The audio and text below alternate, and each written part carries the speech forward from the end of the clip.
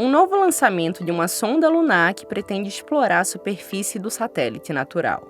Uma nova missão não tripulada que pode ter um valor simbólico ao se tornar a primeira bem-sucedida feita por uma empresa privada. Uma nova tentativa de chegar mais perto dos mistérios do universo. Eu sou a Suzana Souza e esse é o Durma Com Essa, o podcast de notícias do Nexo.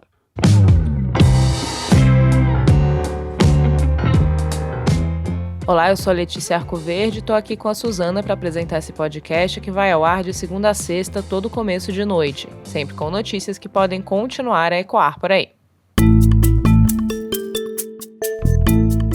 Quinta-feira, 15 de fevereiro de 2024. Dia em que a SpaceX lançou um módulo lunar robótico a bordo do foguete Falcon 9. A missão é financiada pela empresa americana Intuitive Machines e conta com o apoio da NASA, a Agência Espacial dos Estados Unidos. And here we go. 10, 9, 8. A expectativa é que o módulo lunar só alunice, ou seja, pouse na superfície da Lua em 22 de fevereiro. Engine ignition and liftoff. O módulo lunar Odysseus, apelidado de ODY, pode atingir velocidade de até 11 km por segundo. A Intuitive Machines, a empresa que desenvolveu a missão, tem contrato com a NASA. A Agência Espacial Americana está fazendo missões com empresas privadas para levar equipamentos de reconhecimento ao satélite natural. O ODY, por exemplo, tem 6 compartimentos, cujo objetivo é colher dados do ambiente lunar que vão auxiliar a agência americana em futuras missões. Como explicou o CEO da empresa, o Stephen Altemos, em entrevista ao site da rede CNN americana, o caminho de ODY equivale a, abre aspas, um arremesso de bola rápido de alta energia em direção à Lua, fecha aspas. O lançamento da missão foi transmitido ao vivo numa live pelo YouTube com cerca de 3 horas de duração. A missão, chamada de IM-1, partiu do Centro Espacial Kennedy, na Flórida, e pode ter um valor simbólico. Se tudo der certo, essa vai ser a primeira vez em 50 anos que os Estados Unidos fazem uma alunissagem, ou seja, pousar na Lua. E também vai marcar a primeira vez que uma empresa privada consegue chegar ao satélite. Em janeiro, uma outra empresa privada, a Astrobot, que também tentou chegar à Lua, mas sem sucesso. A missão acabou falhando após um vazamento de combustível comprometer parte da sonda.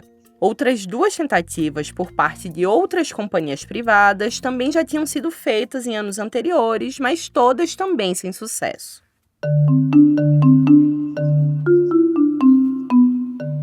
Diversos países, como os Estados Unidos, a Rússia, China, Índia e Japão, têm realizado missões espaciais não tripuladas para explorar a Lua. Essas nações também se preparam, cada uma à sua maneira, para enviar humanos ao satélite nos próximos anos. Até hoje, só os americanos conseguiram realizar pousos tripulados na Lua. Em agosto de 2023, a Rússia lançou a missão Luna 25, que falhou e acabou colidindo com a Lua ao se preparar para pousar.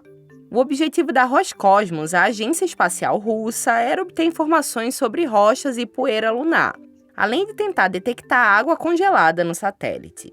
Entre os planos para os próximos anos da agência estão o envio de orbitadores lunares, mas o programa russo vem sofrendo atrasos. A Luna 25, por exemplo, estava prevista originalmente para ocorrer em 2021. Só que desde a invasão russa à Ucrânia, o país lida com sanções que têm impactado alguns projetos espaciais. Em setembro de 2023, a Índia se tornou o primeiro país a realizar um pouso no Polo Sul da Lua. Essa região tem sido cobiçada pelas agências espaciais porque é onde cientistas suspeitam que haja água congelada e outros recursos minerais a serem explorados. Em janeiro de 2024, o Japão virou o 5º país a pousar uma sonda não tripulada na Lua, apesar da missão não ter ido tão bem assim, já que o aparelho acabou perdendo contato com os pesquisadores. De toda forma, foi um feito enorme para a Agência Japonesa de Exploração Aeroespacial. Já os americanos têm hoje como foco as missões Artemis. A primeira delas aconteceu em 2022, quando eles enviaram uma sonda não tripulada para dar uma volta na órbita da Lua e retornar à Terra. A NASA planejava circunnavegar a Lua com a Artemis II em 2024, com 4 astronautas a bordo e sem pouso, mas a missão foi postergada pelo menos até setembro de 2025. E daí é só depois, com a missão Artemis 3, que a NASA planeja levar tripulantes para de fato pousar no satélite. A agência espacial quer também criar uma futura estação espacial lunar, mas essa ainda sem data para ser construída. A China, por sua vez, também tem um programa espacial ambicioso, o Chang'e. O país lançou o primeiro orbitador lunar em 2007 e repetiu o feito em 2010 e em 2013. Em 2019, os chineses conseguiram capturar dados e amostras do satélite natural, que trouxeram de volta para a Terra para realizar estudos. E aqui na missão chinesa tem algo interessante, que foi a análise de hélio 3 da superfície lunar. Esse gás é uma variação do hélio que a gente conhece, mas é composto de maneira diferente. Ele é tão intrigante porque tem potencial de ser uma espécie de combustível perfeito, já que é potente, não contaminante e não produz subprodutos radioativos. Mas como ele só é abundante na Lua e em planetas gasosos, a gente ainda não tem estudos suficientes sobre o uso dele. Além de estudar o que pode ser encontrado na superfície lunar, entre os planos chineses estão a pretensão de voltar ao satélite com uma sonda não tripulada ainda no primeiro semestre de 2024. Isso segundo a Agência Espacial Nacional da China. O grupo também quer fazer um voo tripulado até 2030. Assim como os Estados Unidos, a China também pretende construir uma estação espacial de pesquisa lunar, próximo ao polo sul do satélite, em parceria com a Rússia.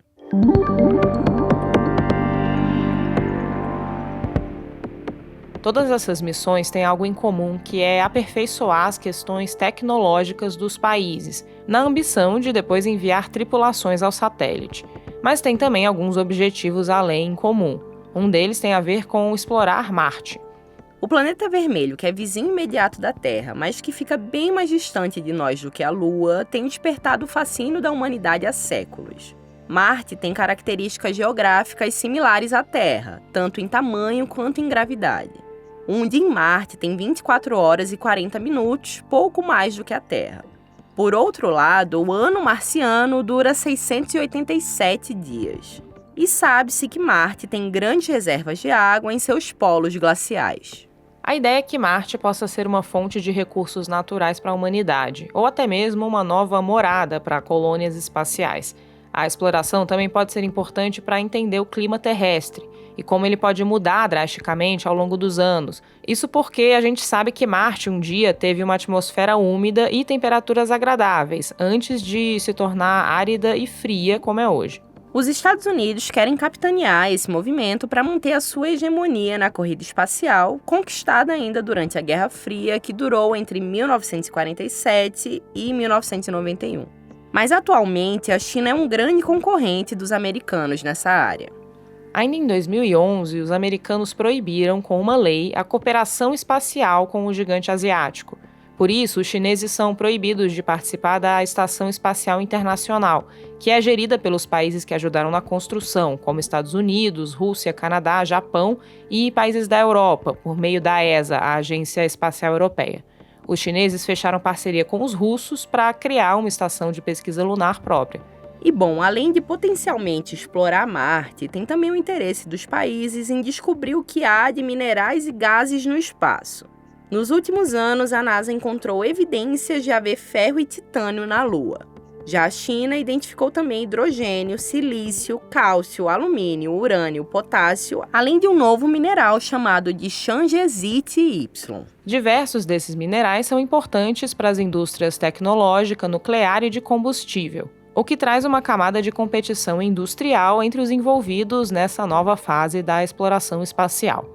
Ou seja, essa busca, impulsionada por governos e empresas privadas, não é só por respostas para as grandes questões da origem da vida ou para demonstrar poder, mas também por elementos que podem mudar radicalmente a maneira do planeta Terra produzir e consumir.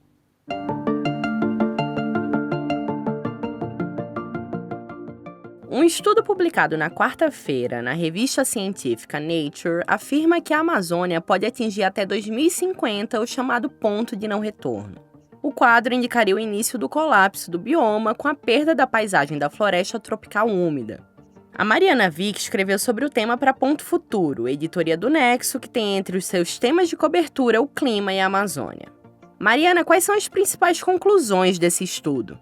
A pesquisa fez uma revisão sobre as evidências que já existiam até agora sobre o ponto de não retorno na Amazônia. Os pesquisadores analisaram os principais fatores de estresse que podem levar a floresta a cruzar esse limiar e mostraram quais formas a vegetação pode assumir caso ele seja realmente ultrapassado. O ponto de não retorno é um conceito discutido há muito tempo nos estudos sobre a Amazônia. Ele define que nesse ecossistema, que é uma floresta tropical úmida, a falta de água pode reduzir a capacidade da vegetação de se sustentar, até que em certo ponto ela pode assumir outra forma.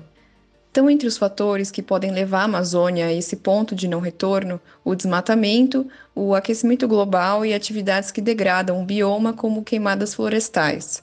Todos eles têm ocorrido ao mesmo tempo e se reforçado, num ciclo que, no limite, pode tornar inviável a existência de uma floresta tropical. 3 tipos de vegetação podem dar lugar à atual Amazônia caso o limiar seja realmente ultrapassado, segundo o estudo.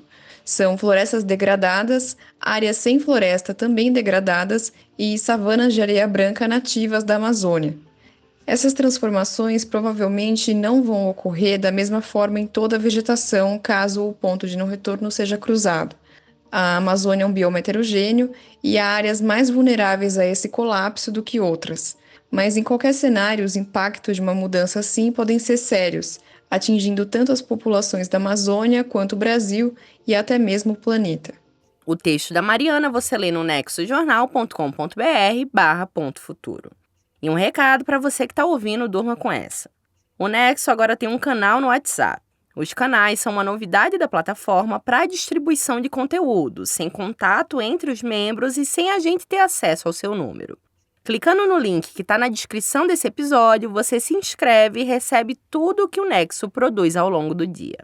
Dá para ativar notificações para não perder nada ou então só acompanhar as publicações na aba de atualizações do aplicativo. Do cenário da exploração espacial ao ponto de não retorno da floresta amazônica, durma com essa.